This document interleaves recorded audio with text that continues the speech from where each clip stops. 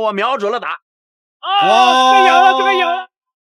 这个有了，这个有了，脚跟踹下去就有了。下一个坦克邱建良就是他。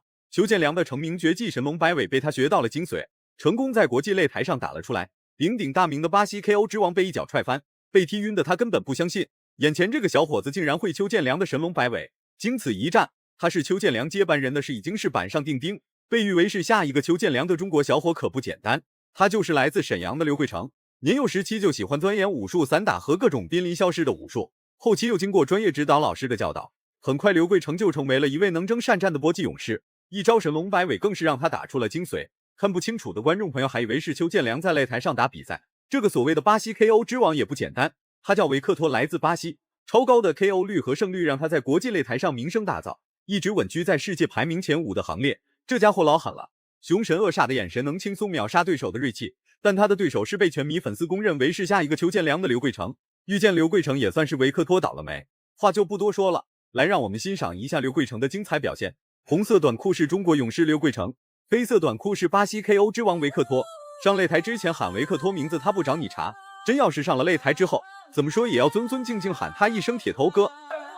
对，我们可以看到比赛一开始迅速进入了火热的状态。对，由地主的融到格斗的刘贵成对上的来自泰国 Tiger 俱乐部的铁头哥这个维克多。很有个性的绰号。是。为什么叫铁头哥呢？他除了在泰国打缠马赛之外呢，也打缅甸拳、头锤啊，跟对方拼头锤，太恐怖了。对，心理素质非常过硬，是和抗击打非常好的一名选手。对，而且他打缠马是仰赖他的拳法来 KO 对手。对，刘贵成是一名98年的新人，然后巴西的维克托是一位86年的老将，两个人差了整整一轮，12岁。对。那刘贵成是 MMA 跟自由搏击双栖的选手，他的整身后摆臂或整身的后摆拳都相当不错。对，初生牛犊不怕虎。我们可以看到，在这一轮拳法的对攻当中刘贵成是这家伙不仅 KO 率高的惊人，并且他的头部也是非常的坚硬。KO 之王是他的代名词，他的绰号则是铁头哥。在巴西打纯站立格斗比赛的选手很少，所以很多人都会误认为巴西只会足球和柔术，其他的格斗技术并不是特别的完善。实则不然，有很多巴西选手为了拓展更大的体育市场，从小便开始接触拳击和搏击还有泰拳，每天的练习任务都是一些站立格斗技术，一批又一批的站立格斗高手从巴西诞生。我们也非常期待这场比赛。对，你现在回到场上，转身一个腿把，漂亮。两个拳法互扣互顶。虽然头部遭受到了打击，但是维克托还是毫不畏惧的和刘贵成展开了对攻。对的，因为他知道他有铁头功啊。他打那场缅甸拳拿了出场费1500美金，这个钱不好赚了。最后他还拿了一个金肘奖，肘很厉害，拿了500美金的一个奖金。一名很有故事的选手。是。这场比赛的举办场地是在刘贵成的老家沈阳，在生他养他的地方打比赛，是多少选手渴望已久的梦想。在台下观众大多数都是刘贵成的亲戚朋友，对于刘贵成来说，赢多少次比赛都不如在自己家乡赢一次。为了能稳稳的获得比赛胜利，刘贵成打得非常的谨慎小心。很漂亮的击斧。是。那现在蓝方的教练 AD 叫他用踢的，不要跟刘贵成换拳。这个蓝方的教练员口令非常清楚，要求蓝方选手去踢红方选手的膝盖。对。因为我们的刘贵成的拳其实比较好的。刘贵成上场比赛对上亚历克斯，很可惜，3回合先为点数嘛，28、29输了一个比赛，但是他的一个转身后拳踢都踢得非常漂亮。好，比赛进行到第2回合。那维克托在泰国打缠马是靠他。第2回合开始了，绰号铁头哥的维克托曾被蒙国东狠狠暴揍，不服气的他并没有第一时间回国，而是继续待在中国擂台研究中国选手的作战计划。于是他与刘贵成的比赛相继而来。维克托的眼神非常的犀利，同时他所打出的进攻也非常的精明。然而刘贵成则是遇硬则硬，遇强则强，丝毫不怂眼前这位被誉为 KO 之王的维克托。刘贵成拳法晋升之后补上一个膝撞。双方都会依据第一局的一些优缺点来进行战术上的一个调整。对，我们可以看到维克托已经加强了自己腿法的进攻，针对刘贵成前腿膝关节的内侧和外侧，展开了进攻。又是一个膝关节内侧的进攻。但是维克多的膝关节的进攻对上跟之前的荷兰选手来比较的话，他的功力稍微差了一点。对，不管是从这个力度还是准确度，都欠点火候。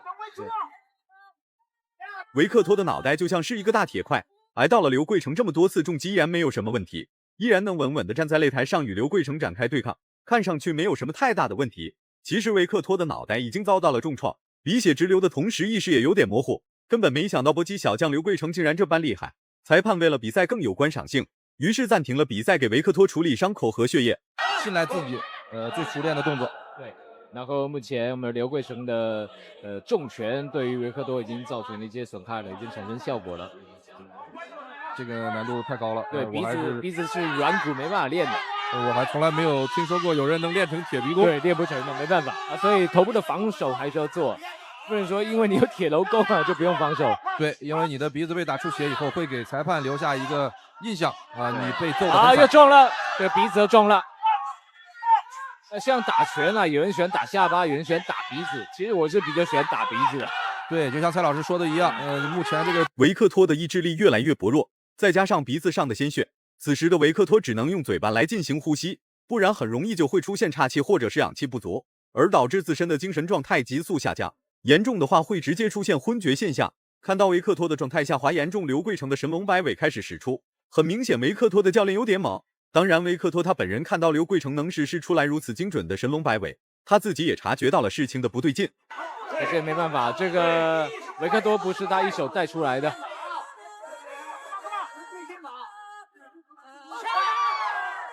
好，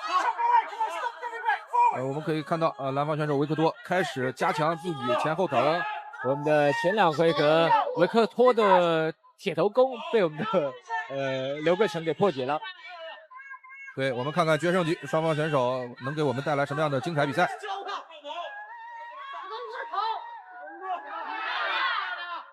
所以如果对上这个下巴比较硬的，其实打鼻子就对了，或者是打这个鼻子跟这个眼睛的中间，他会看不到。